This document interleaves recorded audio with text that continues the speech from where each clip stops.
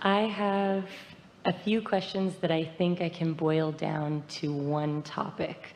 I would like to love flying. I would like to have an unlimited disposable income. And I would like to have really good, really easy orgasms all the time.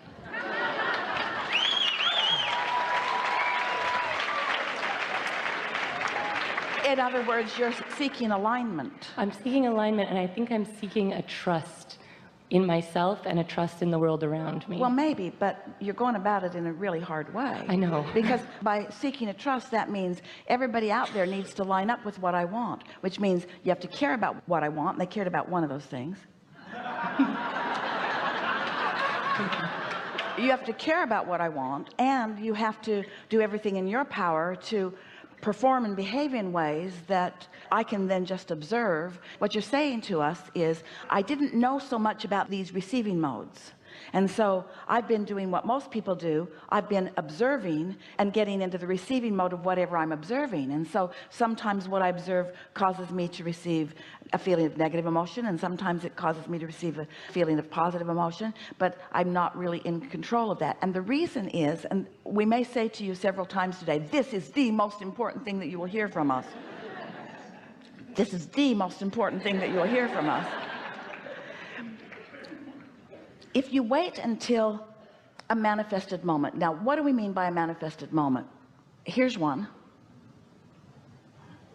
It's now.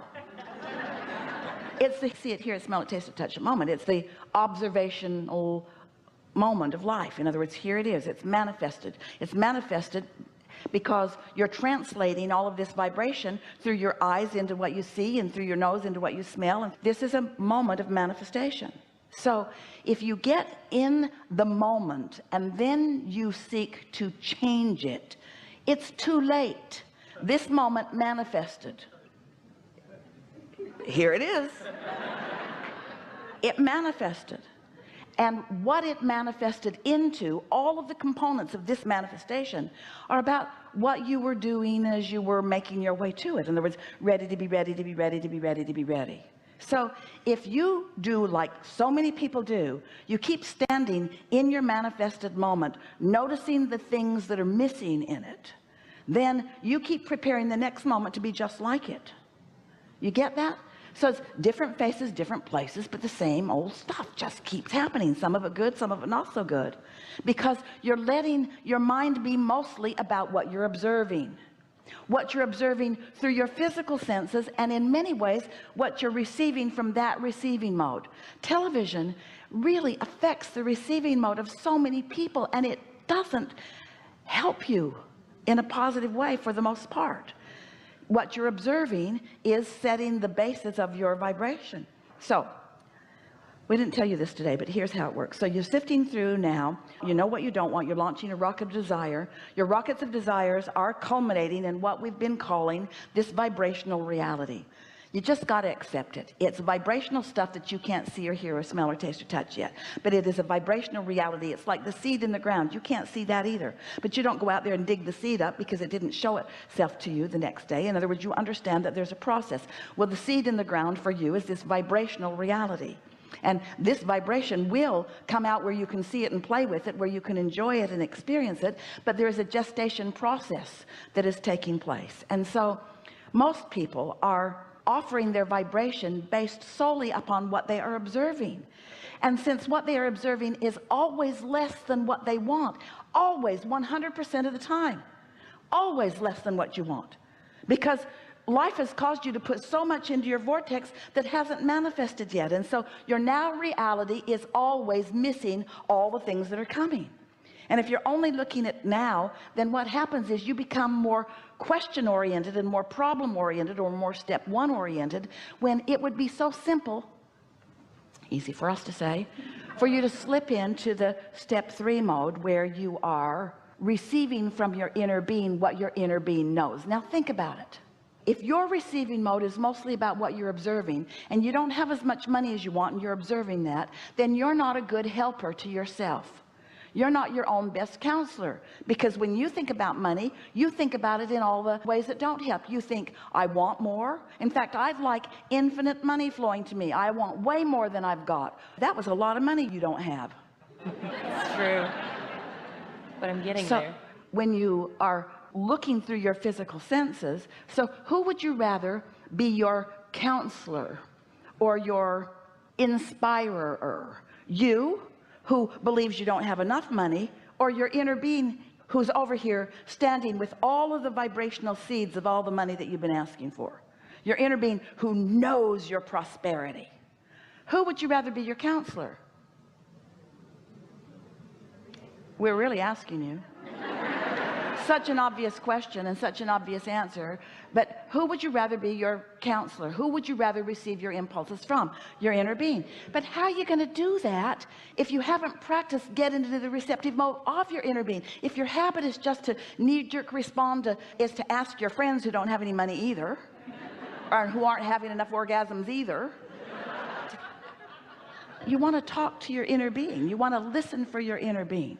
And so once you begin doing that, you'll notice that since your inner being really does, we're not kidding you, your inner being knows what you want and how it will most logically and most easily and most quickly and most, here's the key word, in the most satisfying way, unfold for you into another manifestation, and another and another and another and another and another and another and another. You can't get there from here. You can't get there from here, from this physical place that you stand, because your beliefs block you. You believe stuff about yourself that your inner being knows is not true.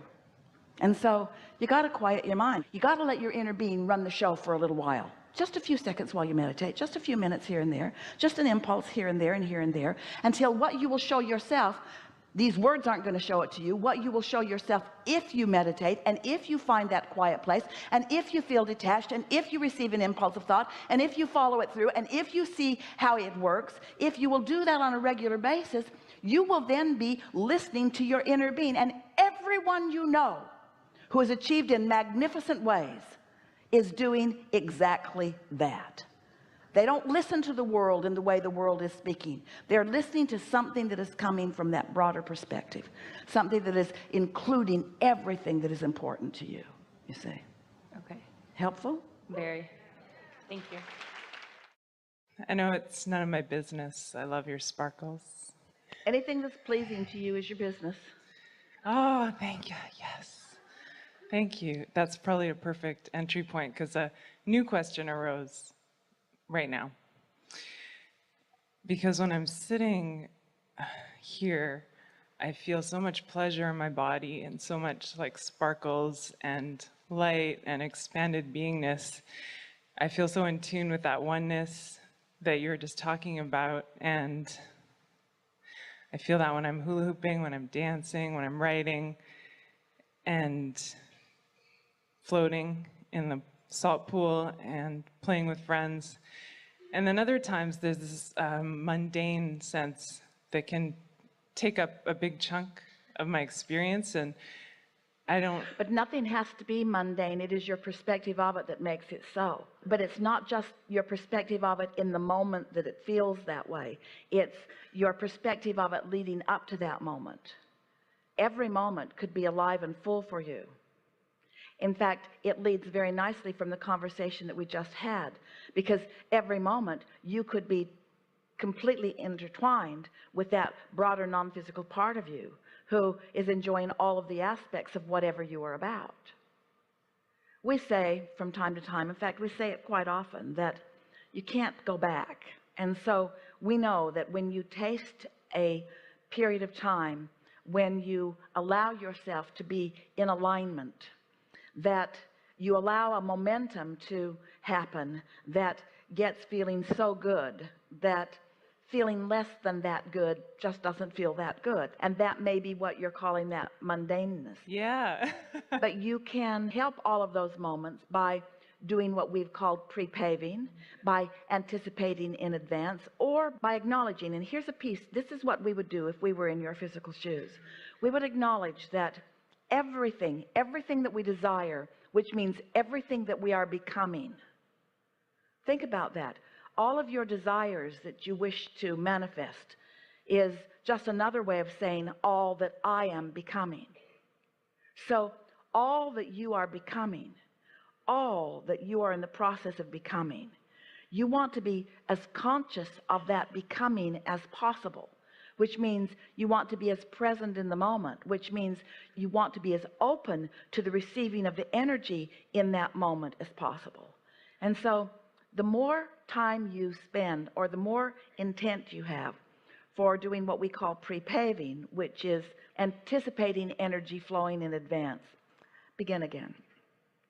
In any moment in time, what most humans are focused upon are the manifestations that have already happened. In other words, once you can see it and hear it and smell it and taste it and touch it, it's manifested. And so the things that you are looking at that are manifested have less potential to really please you than the things that are still in the process of becoming. So as you've been enjoying, you've been feeling all light and bright and exhilarated, it's because you are in an arena where things are becoming. We are together taking thought where it has not been before. And so this is that new place where new thoughts are coming into the foreground, where you can focus your consciousness on them and feel the satisfaction of what your inner being knows and what you know being met together. There is so much that is potential to be discovered, and your inner being is queued up and ready for the discovery of it. And when you are queued up and ready for the discovery of it, and the discovery happens, in that moment you feel that elation or that euphoria or that new motion forward. Well, technically every moment of your life can be like that, because your inner being knows what's in your vortex and already understands. Your inner being has been able to do much more segment intending about the things that are coming. So the more you are, maybe just in general terms, positively anticipating the next moment and the next moment, then the less mundane and the more really satisfying your moments will be. Something that helps is to acknowledge how satisfied you feel. When you say it's mundane, that sounds like dissatisfaction. When you acknowledge that you are satisfied, that takes that vibration that is about mundane away, and it leaves you open for new discovery. There is so much newness in the thought. Humans just want the newness to be about the manifestations, but there is so much newness along the way that is so satisfying in nature. And then the manifestation, of course, is satisfying too, but it's not the only game in town. There are many along the way. Is that helpful? I feel deeply satisfied right now. Something more? I just love you, and I love the bag and the book so much. I've had bags and books that I've loved before. These are the best ones I've ever had, like with the zipper and the way the book fits in and the way the pen writes so beautifully. I really love them. And so that manifestation is so satisfying. Yeah. And you would have enjoyed being in on all of the thought that came before. All of the conversation and all of the thought and all of the things that were considered, everything. And the things that you said were things that Esther and Tracy were considering 6 months ago. And so can you imagine how satisfying that will be for Esther when she listens back to hear the satisfaction of your manifestation? That's what we're talking about.